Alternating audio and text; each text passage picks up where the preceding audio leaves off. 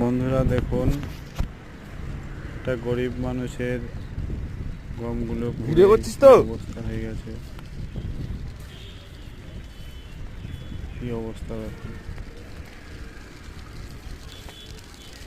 কত গম পুড়ে গেছে।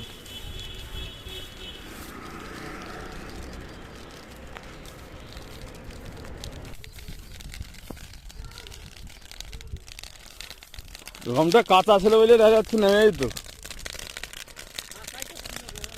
ভালো গম ছিল।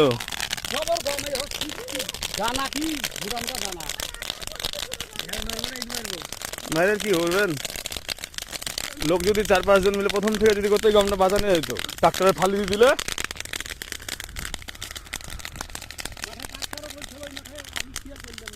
তুই কিছু বলবি?